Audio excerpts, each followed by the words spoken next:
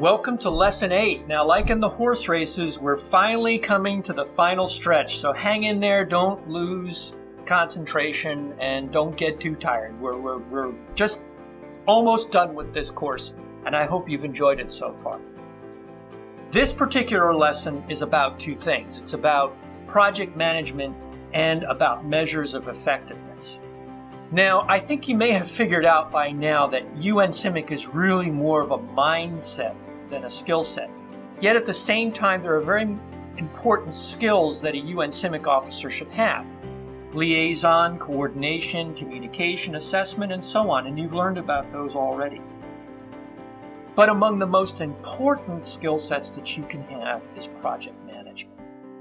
And that's very important in CIMIC because it's one of the most effective tools that you have to facilitate the mission of transition management and civil assistance. So project management differs in this respect because there's more than just simply getting something done. You're doing project management in a very indirect way, and yet at the same time, by doing project management, you're helping to build the capacity and the confidence of those people you're assisting. So again, your role in project management is indirect. And you should make sure that your approach is a means to facilitate this transition process. In this regard, then, project management is one of the most demonstrative ways of applying the UN principles. Community support projects, for example, are where the core principles of UN CIMIC really kind of where the rubber meets the road. You're talking about the primacy of civilian authority, of course, the military as supporting and not supported, indirect versus direct support, the management of this transition process as we talked about, and again, as always, the military as an enabler. So as with community support in general, the aim of these civil military projects is really not about winning hearts and minds. It's an approach to civil military projects in a principled way to community support, of course. And if you remember in the last lesson, we talked about that famous Chinese proverb. So it's a continued application of this. And two other mottos about UN CIMIC, which you probably have already learned about. One, it's not about us, it's about them. And then the other is their game plan is our game plan. So the rules by which CIMIC officers manage those projects differ than most project managers because they most closely resemble the approach of development specialists, the external partners that you're working with. And among the most effective of those tools within the UN family, of course, are quick impact projects. So you'll be getting involved in a lot of quick impact projects as a UN CIMIC officer. But in any case, there are certain rules of UN CIMIC project management, regardless of whether it's a QIP or even a project that you're working that you've thought of your own and have nominated. And there's a really good example of project management in the lesson that you should read through to understand exactly how it's done.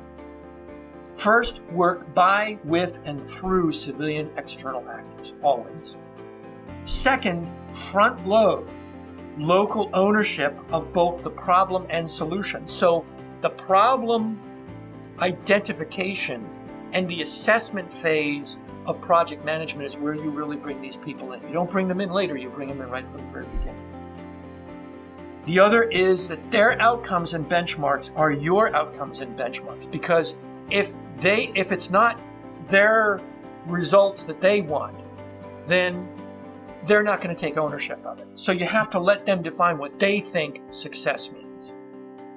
Another is to make sure that you build in transition and sustainment. Take it to opportunities, for example, using the project management itself as a way of building the capacity of those people you're trying to help for them to, in fact, do project management by working with them in this process. Synchronize capacity building with service delivery. And then again, as always, manage the expectations and risks of those you're working with and helping out. The other part of this lesson is about measures of effectiveness, and the same kinds of principles really apply. Now, I know in a lot of cases, CIMIC officers, or UN CIMIC officers in this case, tend to get really focused on how many wells have been dug and how many hospitals have been built and how many people have been helped in a medical outreach and all these different things. That's really of secondary concern. If your external actors are working on those outcomes along with the internal actors, along with the civilians that you're at the end of the day trying to help, again, they define what success means. They figure out how many people are supposed to be helped, how many humanitarian rations are delivered, how many schools are to be built, and so on. What you're trying to measure when you're measuring how well you're doing in CIMIC is to measure how well the coordination is going on, that one function of CIMIC, which is this interaction, and then the other is this transition management. And so one way of looking at it is how many of the projects we're involved in and what aspect of those projects that we're involved in are more direct. I would say if you're doing things more directly in UN CIMIC, you're probably not doing as good a job as you need to be. But if you're doing things more indirectly, working by, with, and through those external actors, helping to civilianize and localize, and that's what you're really measuring, civilianizing and localizing, then you're measuring how well you're working your force commander out of a job. Which is what we talked about at the end of the day is really what you're trying to do. So remember this.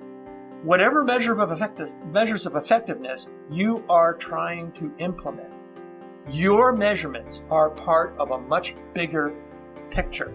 It's all part of a greater activity of measuring effectiveness and measuring how well things are being done in the UN mission in general. So your piece of that is the civil military piece and not wondering about how many wells are being dug.